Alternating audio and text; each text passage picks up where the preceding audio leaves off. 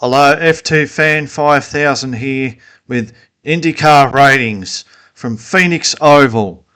And just a reminder, you're going to get the ones for St. Petersburg later on. But the race in the race at Phoenix Oval is really exciting. Even though it's an oval race, I found it to be very entertaining race to watch. Obviously, Christian Rasmussen did a lot of aerobatics through the field, but I think he's a little bit too eager at the end and took a few too many risks, and it didn't pay off eventually. So Joseph Newgarden gets a 10 out of 10. An oval specialist. He knows just how to wait for the right moment to come forward. Won the race, overtook Kyle Kirkwood with a couple of laps to go. Fantastic. Scott McLaughlin gets a 6 out of 10. He's a bit more anonymous compared to his teammate Newgarden. Kaio Colette, he gets a 5 out of 10.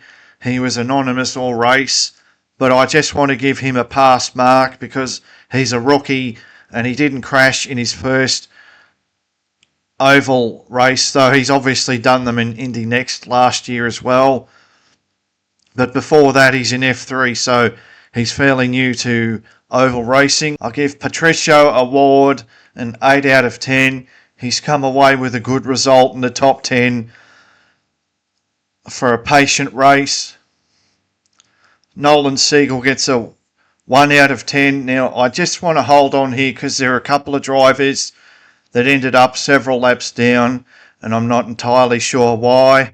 It's possible they had a long pit stop or some sort of mechanical problem, but I just didn't see anything from Nolan Siegel.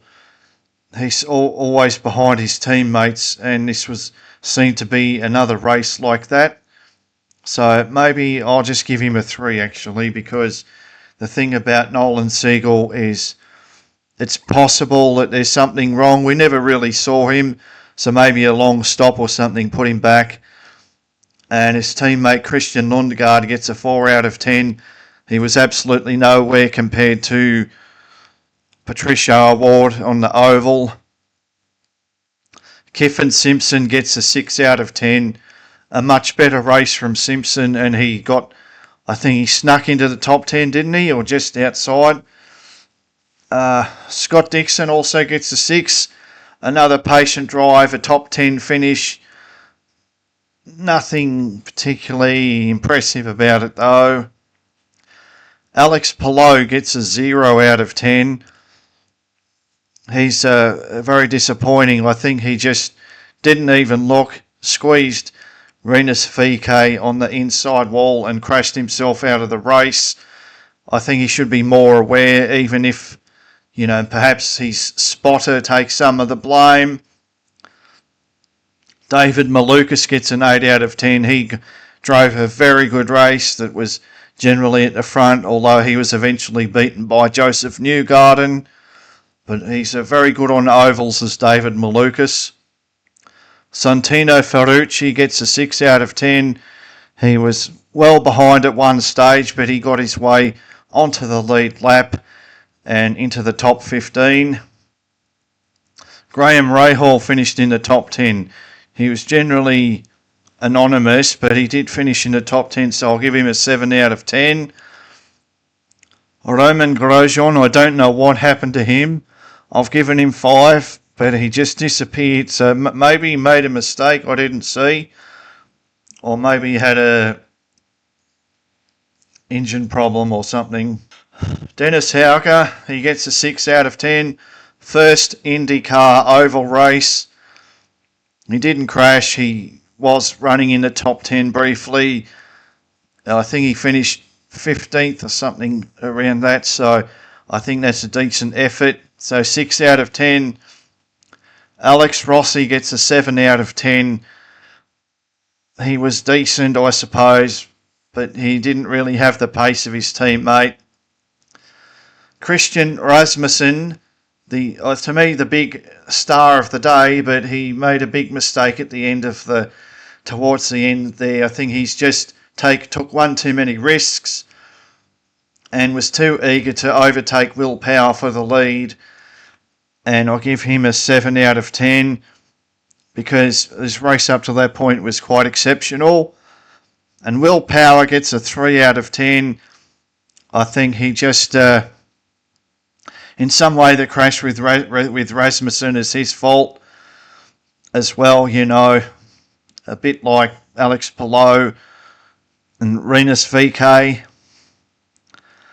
And Kyle Kirkwood gets a 9 out of 10. A very good race. Kept his out of trouble. Let the other drivers have their crashes. And he finishes on the podium, I believe. Marcus Ericsson was anonymous all race. Maybe the timing of the safety car or the pit stops caught him out. So he gets a 5 out of 10. Louis Foster gets a 0 out of 10 because he hit the wall and took himself out. Mick Schumacher gets a 6 out of 10. He qualified well and he was taken out of the lead lap because of a slow pit stop, and it's not his fault. So he gets 5 points because of the neutral rating, and he gets 1 point for a good qualifying. Felix Rosenqvist gets a 5 out of 10. Anonymous race for Felix Rosenqvist. He's a veteran driver. I'd hope for more from him. Marcus Armstrong, 5th place, is an excellent result. He gets an 8 out of 10.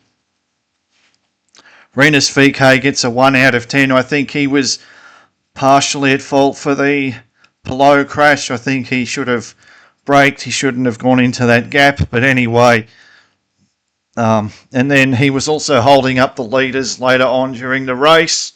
And lastly, Stingray Rob gets a 1 out of 10.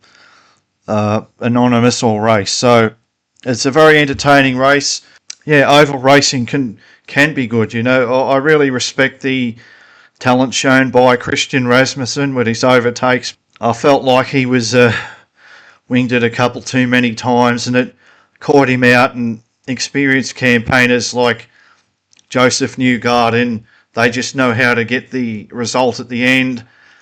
And points for the oval race are the same as the points for the road race. So he now leads the championship, and we'll see how the Indycar Championship of 2026 goes from here.